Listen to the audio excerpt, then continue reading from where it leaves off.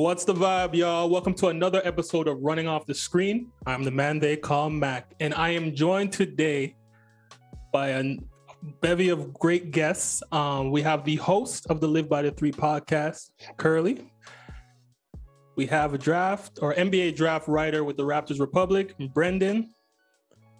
And we have writer and content creator with Raptors Republic, among other things, Samson Folk.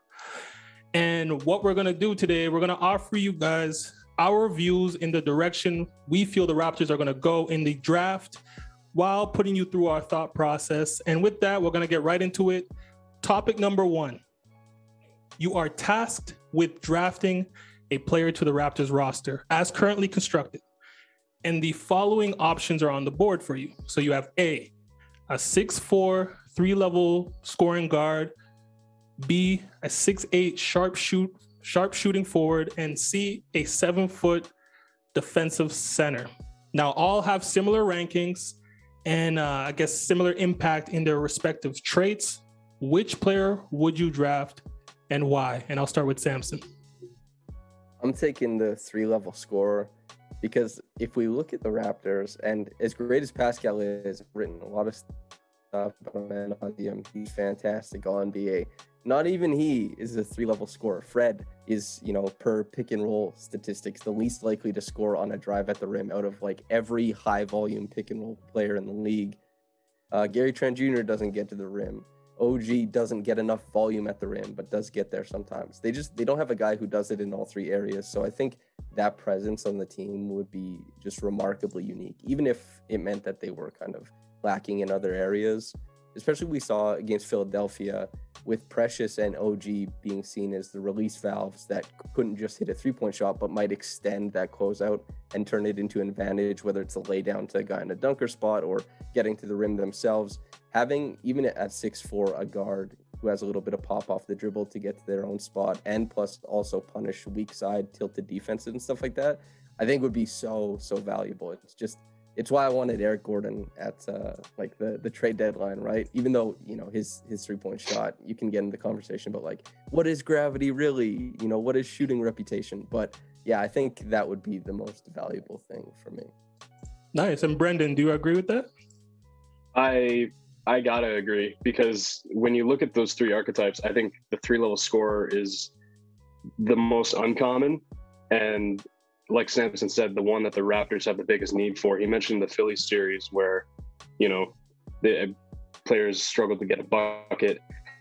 You look back at the Boston series in the bubble, and they took away our transition. We couldn't buy anything in the half court.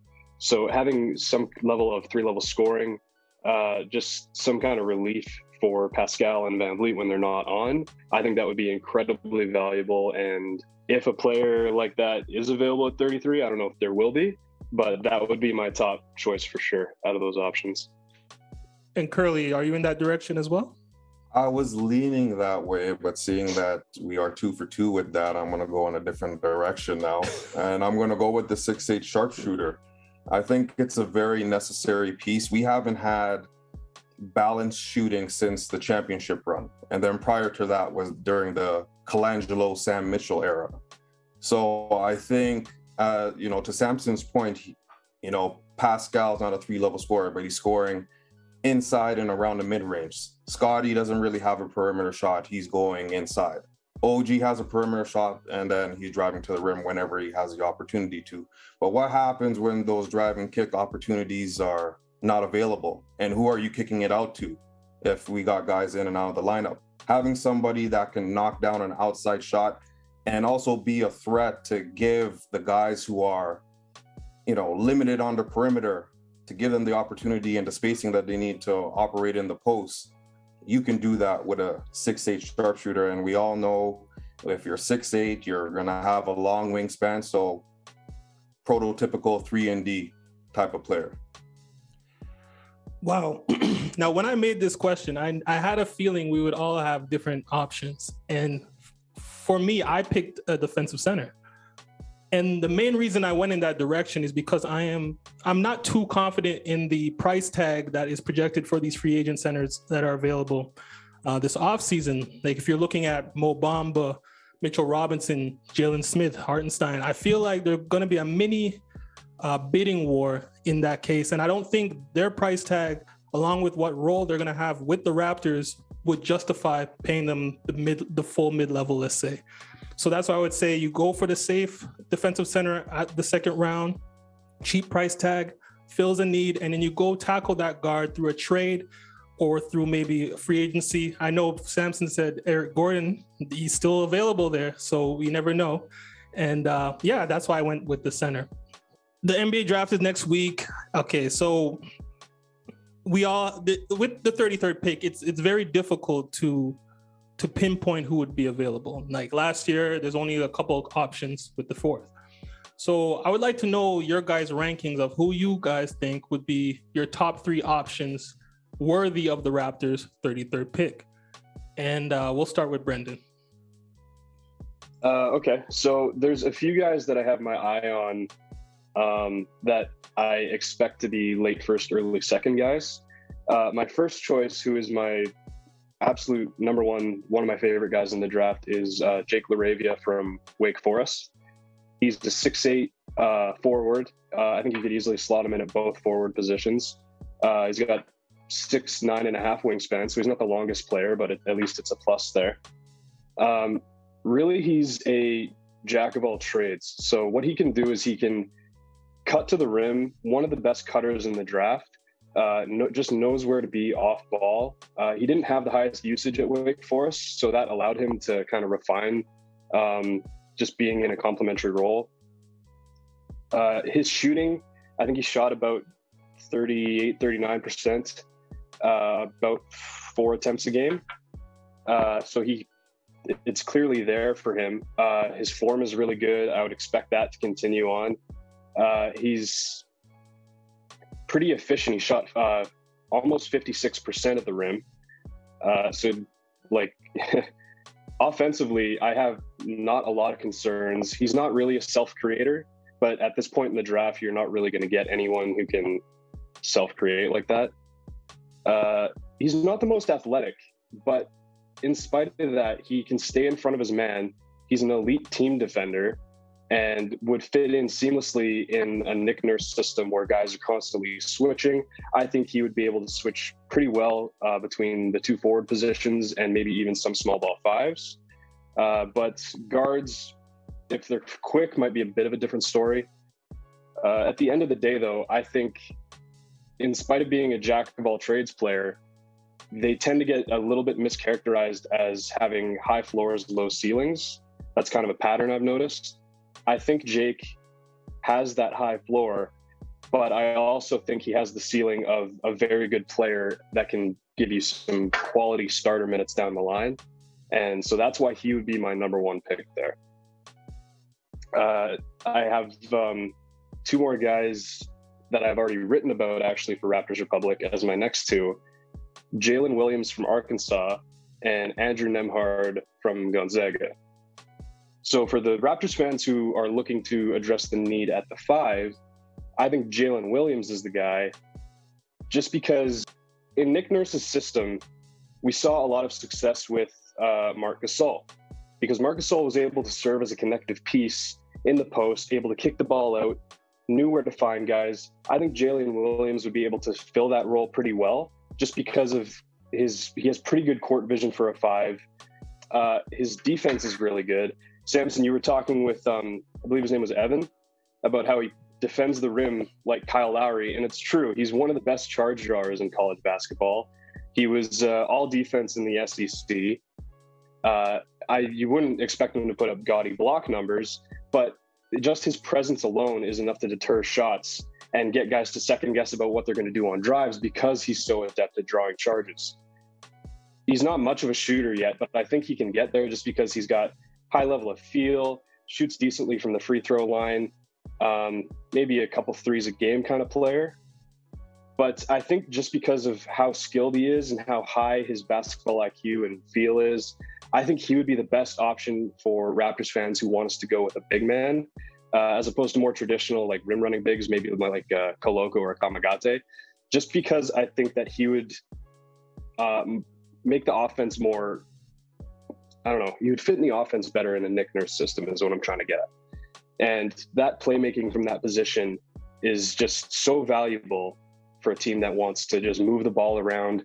We don't really have a key playmaking guy. Like we have Fred, Pascal, Scotty, they all take turns. But Jaylin would just be another piece that would be able to kind of fit everything together on offense. And I really like his fit on the Raptors long term. Andrew Nembhard from Gonzaga, I just think he's got all the tools to be a long-term pro in the NBA. Another guy who has high feel, high ball IQ. He improved pretty much every year he was in college, starting from Florida all the way to Gonzaga. I've been a fan of his since high school, and it's actually crazy how good of a shooter he's become. When you look at his high school tape to now, he's even starting to take off the dribbles, some degree of hezzies, but his improvement over that time just makes me believe that he's going to keep improving in the league. And getting that backup point guard is also what I think the Raptors really need to take a look at, just to get Fred some minutes off the court, get him some rest, make sure he's healthy in the second half of the season. Andrew Nembhard is a guy who I think could come in and fill that role pretty reliably. And he could also, with his shooting, could play with Fred as well. And his size, he's 6'5". So I think he would be a very valuable pick at that spot as well.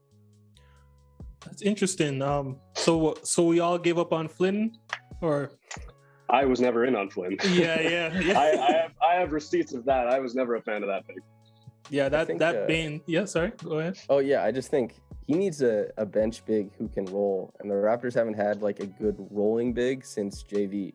Like Mark and Serge both popped to different varying degrees of distance away from the hoop, but Flynn obviously needs a partner, and I don't know if a team wants to give him one. They might have their allegiances elsewhere, and the Raptors are just like, go isolate and create, and if you score, good, but if you don't, hit the bench, which that's tough. He's in a tough spot, man. It's even tougher because the Raptors don't have half-court offense. So how could he generate anything when you're kind of just throwing him in there and say, okay, figure it out? You know what I mean? There's no flow to it. And it's really tough. I think Tampa was probably the best worst thing to happen to him. He had the opportunity, but he also had the minutes to go along with it, and the expectations were very low. So there was no pressure on him, but because he performed so well, I think the next season that followed after Tampa, and we ended up with Scotty Barnes, I think it was just too much for him. And yeah, like Max said, that Bane pick, when I saw Malachi Flynn, it hurts me every time. And Desmond Bane was still on the board, that one hurt. It hurt a lot. I was telling you, Curly, was it yesterday or the other day? I was saying Malachi Flynn just seems like he's going to have a career arc similar to Shabazz Napier. I don't know. Yeah. It just feels similar. He's going to bounce around, have his flashes, and then next thing you know, he's out the league. I hope that's not the case. It just feels like that's the way it's going. It was the other day, and it's definitely trending in that direction, unfortunately. Would everybody here have a tweet saying they wanted Bane? I bet everybody here probably prior. Wait, Brendan, you're in the draft. Did you want Bane? My three guys were Bane, Tillman, and Maledon. So the same three. Yeah. And you know what? I would still take a shot at Maledon because he's only 21, and he was looking pretty good at the end of the year too. And he's 6'5", 6'6" too. So yeah, I don't want to get into it. I'll get salty again. I was too upset to tweet. I just kind of tossed my phone to the side and changed the channel. So Curly, your top three prospects.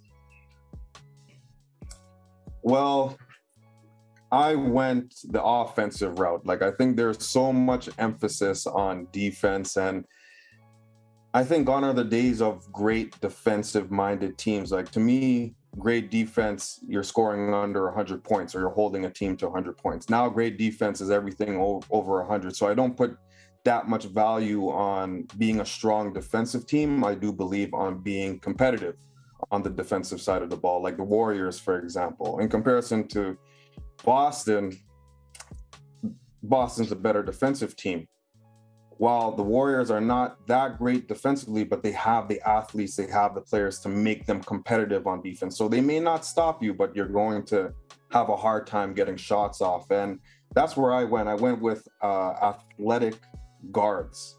And my first pick is out of Nebraska, Bryce McGowens or McGowens. I'm not too sure how they pronounce his name. I've been trying to find the right pronunciation online. I'm not getting to. So, but 6'6", 180 pounds, a bit on the light side, but he has a 6'9" wingspan. Great finisher around the rim. He's just a bucket getter. Comparisons have been Caris LeVert with better defense, or for the old schoolers, Latrell Sprewell. And we all know who Latrell Sprewell was, and he was a bucket getter.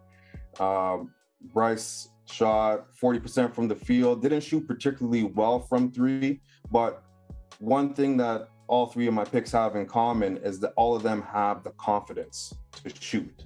And I feel like sometimes that's kind of lacking in our offense, that we just have guys that are reluctant to shoot. So having somebody that is confident and a shooter is a recipe for success. And he shot 83% from the free throw line. He can score almost three levels, kind of like what Samson was alluding to earlier with his pick. Get to the rim, get to the mid-range, can shoot from the outside, still needs a little bit of work. He's a bit turnover prone. For every assist, he has a turnover, and he struggles a bit against high motor guys. So there is room for growth, but he's going to have that opportunity. So there's definitely going to be some growing pains, but he could definitely benefit from putting on about 10 to 15 pounds of muscle to kind of deal with, those high motor defensive guys and just the more athletic defenders that we have in the league. My second pick, I went with Max Christie out of Michigan State. He's a 6'5" guard, about 190 pounds, 6'8" wingspan, so kind of fitting into that mold that the Raptors already have. Struggled as a freshman, but again, has that confidence. Kind of reminds me of Rip Hamilton Jr., the way he just runs off screens, can hit from the outside, hit from the mid-range, uses his length efficiently, knows how to avoid pick and roll with his slender frame. He's able to either go over and under and still be competitive on the defensive side of the ball. He has a go-to move, and I'm not too fond of it. It's more like a spin around fadeaway. I don't know. He's able to hit it in both directions, but still nice to see that he has a go-to move. So when things get tough, at least he has something to rely on. And he has a great 2-foot floater. The minute they rush him off the line, he's able to get into the paint, and he has a decent floater. But again, lacks the size, lacks the strength. He does get bullied a little bit.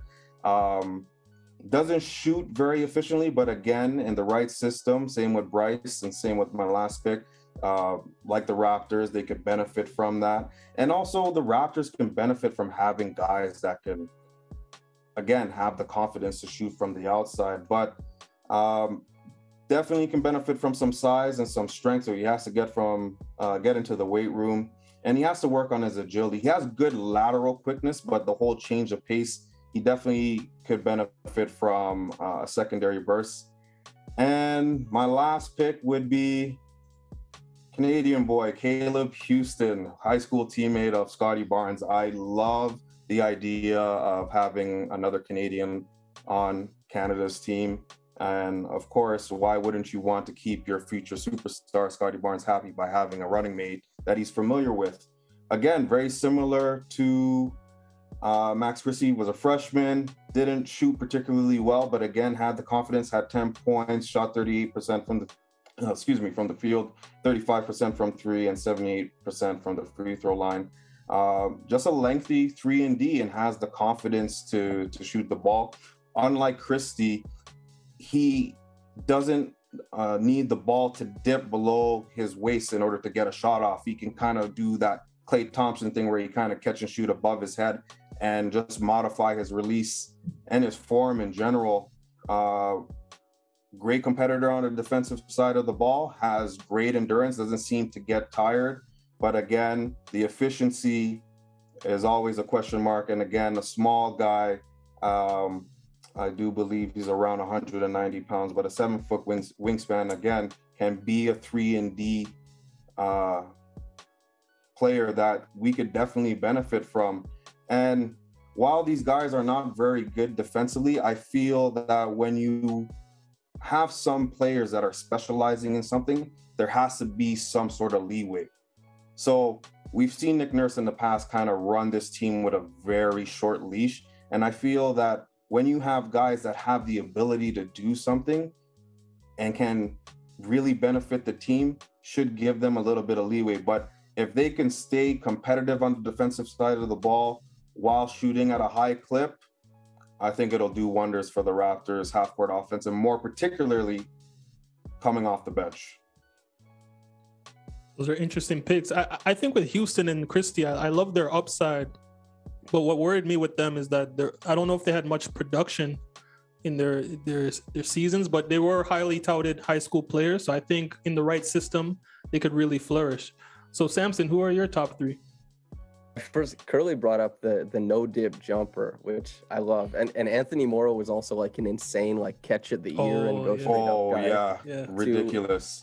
I was thinking about Houstan, but I found out he pulled out of the combine. So I don't know if he has like a first round promise but also Patrick Baldwin Jr., 19, Milwaukee. This is a fun one because if you're a box score watcher, this is like your eyes will be blinded by how bad it was. I think he was 34% from the field, 26% from three, but he's still, if you ask him, he's going to say he's an elite shooter. You watch the film, Raptors fans should be very well aware of watching a guy with limited athleticism get to his own spots and his own jumper in the form of Gary Trent Jr. He didn't get to the rim very often, and Gary Trent is more so about keeping guys on your hip, on your shoulder, establishing like that point of contact, and then getting square for your jumper. Patrick Baldwin Jr. operates in a similar fashion and with a similar amount of fluidity, only he's like 6'9", 6'10". And so the numbers aren't there whatsoever, but there's a lot of tantalizing film on him. And as far as like the wiggle, the shimmy, on-ball stuff is really interesting. The passing, you go through the film, there's some nice passes made, but I don't think it's a really big deal. He was supposed to be like a top 5 guy. He had such a tough year in Milwaukee. He had COVID. He had lingering ankle issues. I think he only played 11 games.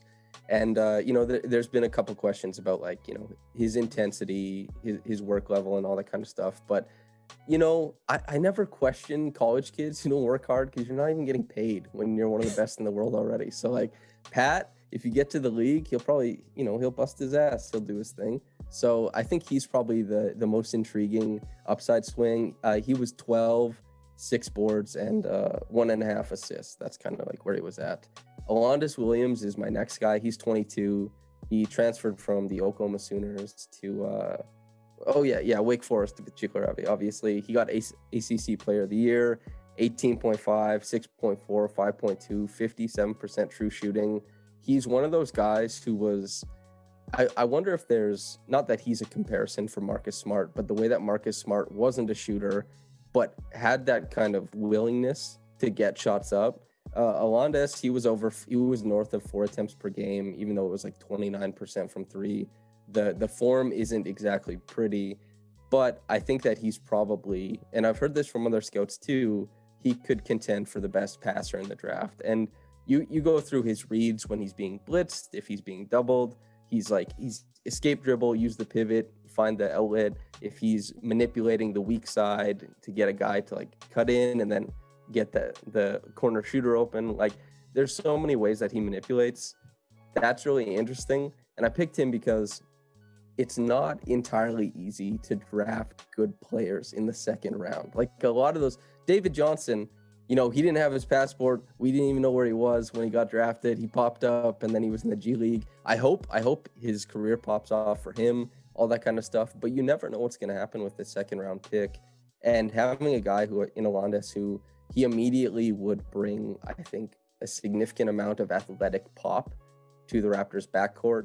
Now, this also probably means that Malachi Flynn, I would be looking to package and move, or, see if somebody else wanted to take him on as a second draft guy.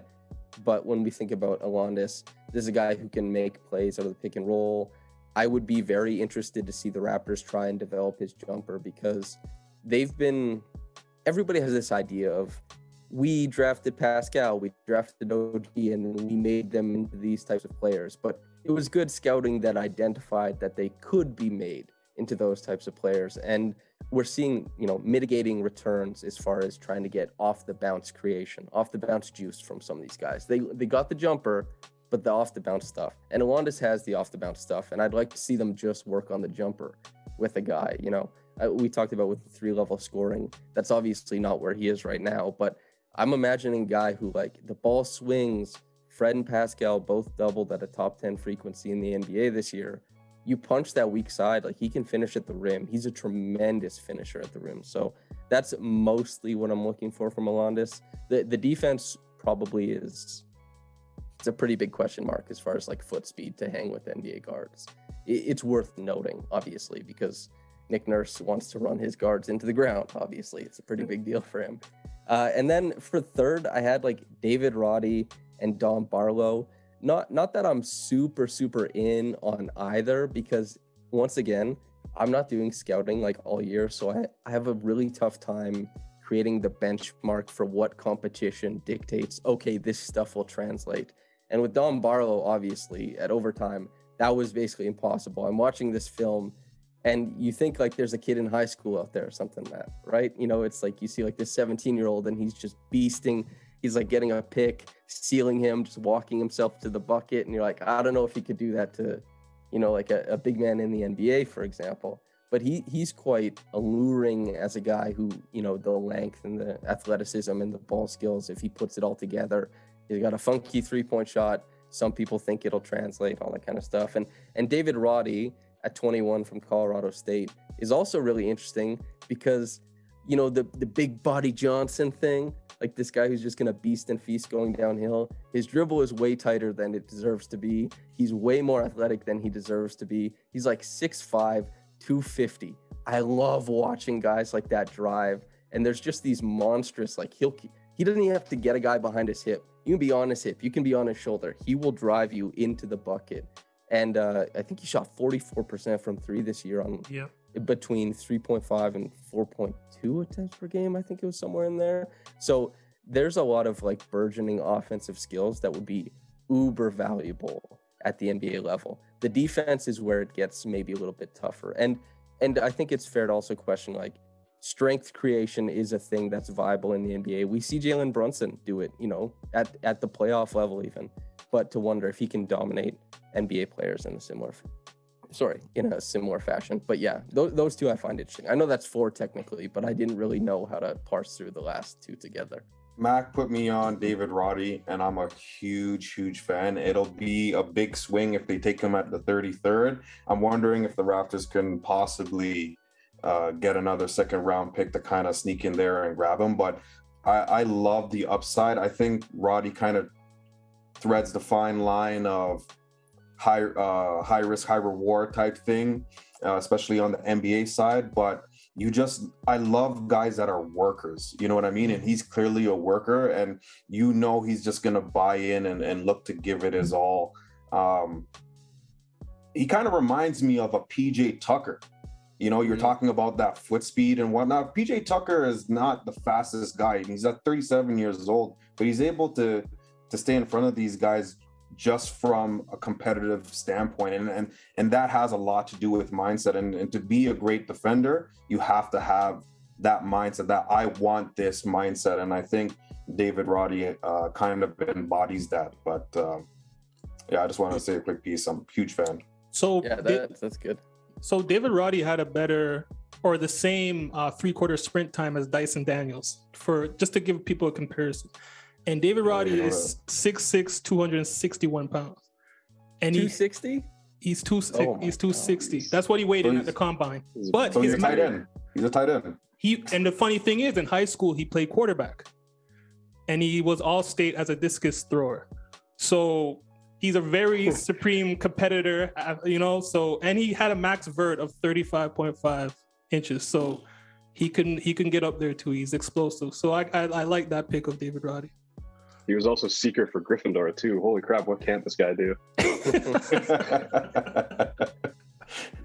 Yeah, he's I asked around about him because I was like, this tape, he's insane. Like his highlights they probably compare to some of the best in the draft. Like some of these, these dribble handoff keeper plays where he's turning the corner, kind of like what we saw from Scotty, obviously more portly. And also, Blake Murphy also messaged me. I almost picked Kenneth Lofton Jr., but he said, find the Alejandro Kirk comparison, but for basketball. And so David Roddy kind of fits that too. It's like Bowser hits you over the head with like a hammer. You're like, I love that. That's awesome.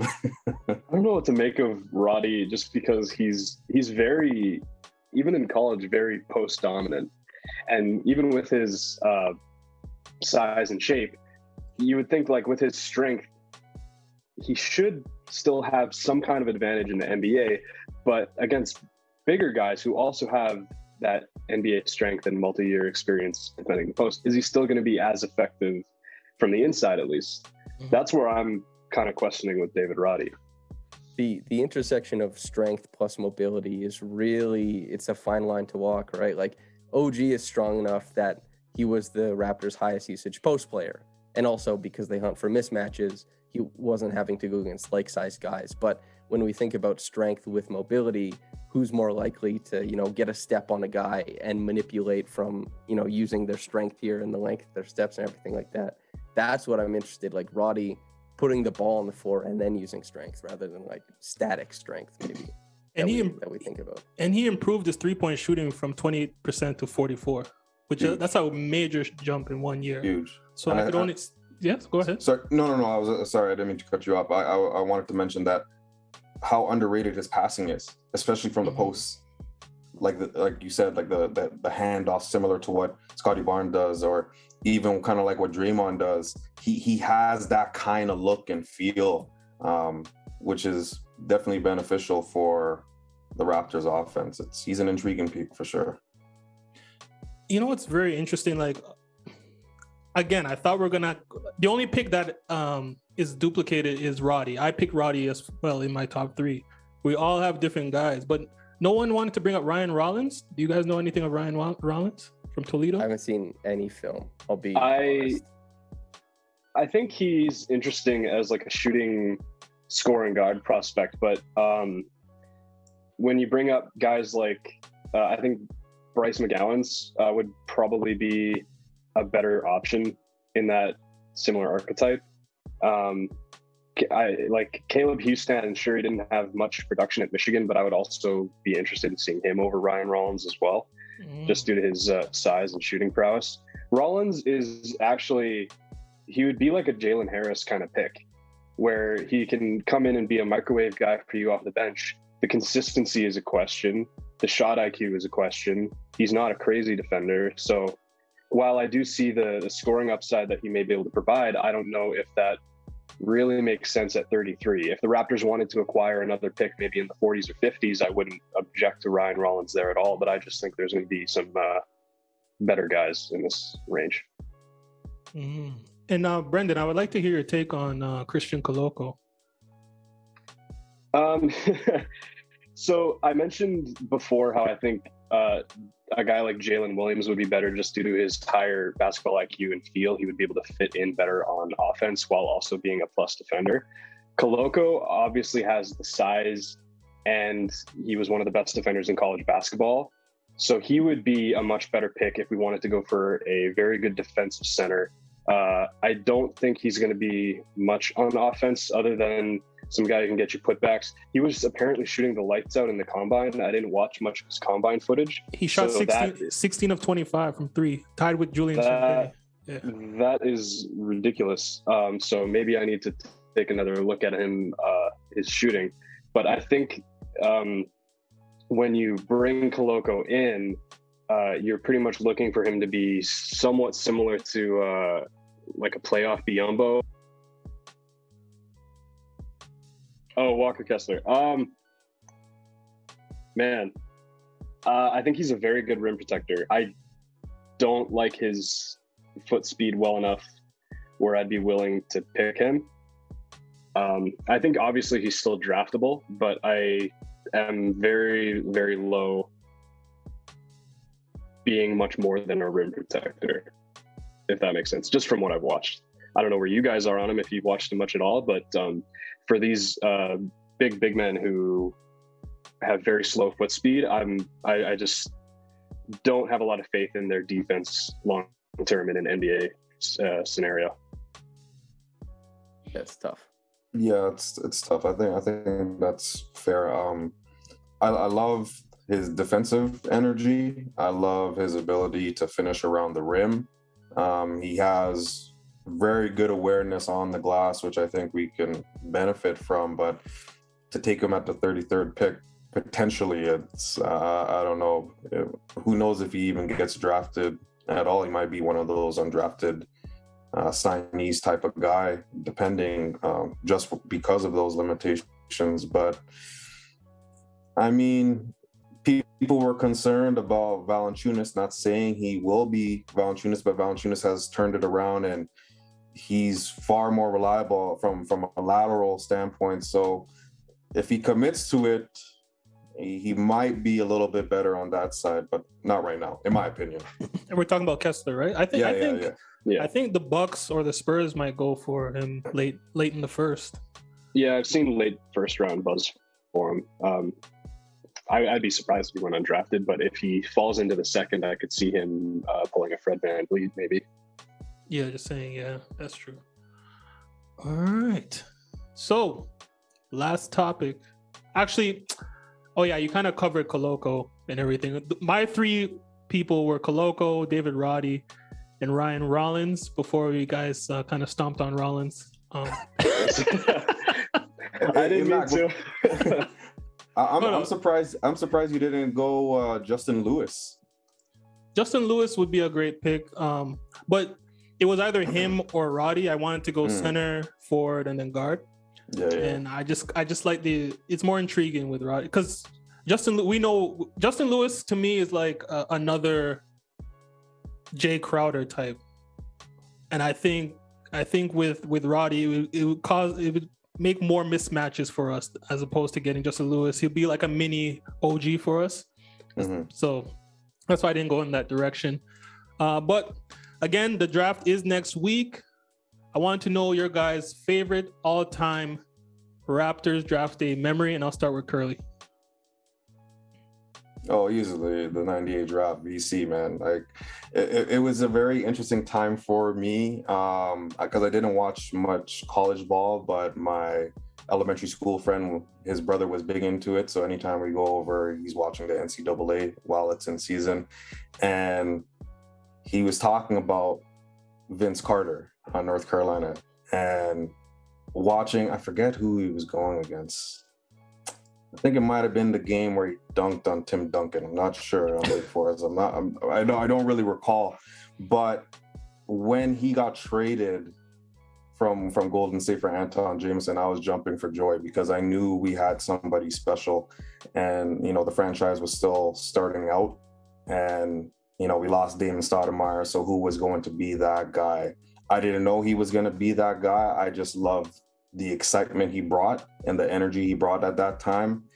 And, it wasn't a good farewell, but it's memories that, inspired the next wave of Canadian talent. And I think that's something that we can't put a price on, that the Carter effect was very real. And who knows what we would have been if we didn't get him and we ended up with Anton Jameson. Would we have folded and we would have been the Las Vegas Raptors or whatever, you know what I mean? But it would definitely have to be that. I was trying to stay on the positive side and stay away from them drafting Chris Bosh instead of Dwayne Wade, but we're gonna keep it PG, and I'll go with VC for sure. And Samson? That I just want to address Curly, like saying how important it was Vince Carter. When we think about the early marketing, is like Anton Jameson, as good as a career he had, them, like the story is like, okay, you can either have this guy who his dad put the hoop at the wrong height, so he has like these cool little flip shots, or you can literally have the most athletic human being you've ever seen in your life. And they're like, we'll take the second guy. Yeah, we'll do the second one. My favorite one is probably more recent, just because I found OG, and I find OG to be a very captivating presence as far as like how he portrays himself in media being so much different than how he actually is. And the fact that he's kept the bid up for like 5 years, but it introduced some like slang into the ether, because who was it? I can't remember who said like the Raptors got the sexy blogger pick, but then that became like this very popularized term, and OG was the sexy blogger pick. And so I think the fact that they brought that into like everybody's living vernacular was pretty fun. And obviously OG is massively fantastic for, you know, being picked that late. So yeah, that's a pretty fun one for me. And Brendan? I'm going to be a little cheeky and go and name 2 moments here. The first one is also OG, probably because he was my favorite prospect in that draft, and I was over the moon when we got him. And like Samson said, just his whole demeanor, him getting drafted. I've lost count of the amount of times I've gone on YouTube and watched his draft selection, just because it's so funny watching him stand up completely emotionless, go to the stage, shake Silver's hand, and then talk about how he's going to go eat some cheesecake after. So that is one of my favorite moments. But another one that is, you know, it's notorious, and you got to mention it, is when the Raptors drafted Ross, and what about DeRozan, man? Yeah. Don't cheese me, man. That guy, oh man. That one is, I still laugh about that one. So those 2 are my favorite moments for sure. Funny story about that. I went to school with that guy. Really? That's hilarious. That's hilarious. Well, my favorite memory kind of sparked my interest in the draft was the 2009 draft, when we drafted DeRozan. And I think the previous 2 years we didn't have a first round pick. I think in 2007 Charlotte had our pick, in 2008 Roy Hibbert got traded when we picked him. Yeah. And I remember telling people who would care to listen, like maybe a month or 2 before, I'm like, they need to draft this guy named DeRozan from USC, and no one like gave a damn. And long story short, I go to my friend's house. We snuck some of his dad's beers out of his. I was legal age. That kind of dates me, but but the draft is going smooth, and then it gets to the 6th pick, and it was the Timberwolves, and they just picked Rubio at 5. So I'm like, oh shoot, there's no way they're gonna take another guard. The other guards that are projected in the lottery are like, was it Flynn, Curry, Brandon Jennings. And then I'm like, okay, so it's either they're gonna take Jordan Hill or DeRozan. And when they took Johnny Flynn, I did like a Triple H, like spit out my beer. I'm like, this is our chance. And then lo and behold, we end up taking him.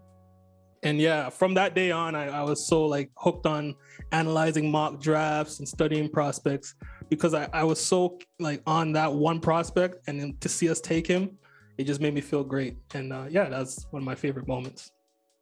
I don't think I've had one of those yet. Like the payoff of like, this is my guy and he went to my team. I don't know if I've had one of those moments yet. I like McDaniels, Vassell, and Bain a lot. And McDaniels and Bain sandwiched Malachi. Oh, brutal. Poor Malachi, he's getting dragged. He's doing his thing though. He'll be fine. It's okay. No, Malachi slander pod right now. You know what else? No. I was pumped about the DeRozan pick for sure. I didn't have a Triple H moment, but I was definitely off the couch and standing and waiting to see where he was going to fall. And you know, the rest was history, with him being a favorite and a martyr, so to speak, in our championship. So gotta love DeRozan, man. I was so high on DeRozan. I wasn't into the draft at that point in time. I wasn't really paying attention to it. But I remember when they went to play in London. Everybody here will probably remember that. And DeRozan was like the Europe NBA's leading scorer. Like nobody had scored more points in Europe than DeMar DeRozan. And I used to tell people that because he had no other accolades at that point. I was like, you just wait. Nobody scored more points in Europe than this guy, even though the NBA is based in America and Canada. But you just wait. You know, it's like, yeah. Shout out. So do you guys think that the Raptors are going to stay at 33? Just want to throw that out there.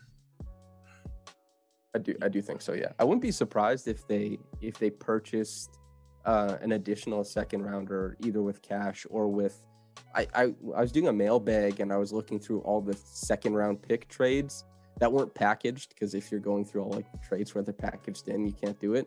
But like the swap trades, a lot of times second round picks from previous years get packaged for second round picks in the current year. So there might be a guy like maybe even David Johnson is a guy like another team really liked his tape with the 905, and they like David more than they like anybody left in the draft, but the Raptors like somebody in the draft, so they swap those two or something like that. So there's definitely a possibility. I think that's pretty interesting. I would love to see two guys out of this draft. That would be pretty cool. Yeah, I definitely see them. Sorry, I definitely see them getting another second round pick. Getting into the first round, I think it's unlikely unless there's something groundbreaking that we don't know about yet. But I definitely like the idea of them purchasing another second round pick for sure. Yeah. Well, yeah, I'd mentioned before how it would be good to see them look at getting another pick in like the 40s or something like that, just to get another guy who maybe help them out on their depth. I did have a source tell me that they absolutely loved Laravia. So I think that would be interesting. If they think Laravia might go in the late first, they might try and do what they can to move into the late first. We'll see what happens with that. But Raptors usually play it pretty safe on draft night. They usually have a few guys they like, and they're not too mad if they miss out on one guy, because that means they have another guy that they like. So we'll see what happens. Perfect. And I guess we can wrap it up. I'd like to thank you guys for joining me today, taking time out of your day to talk some Raptors draft. And you guys have any closing thoughts? Yeah.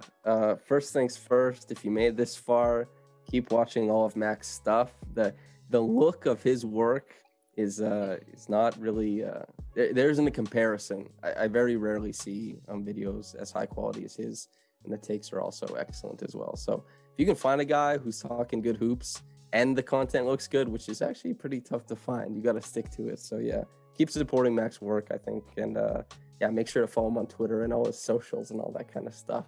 Support the boy. Absolutely. Thank you.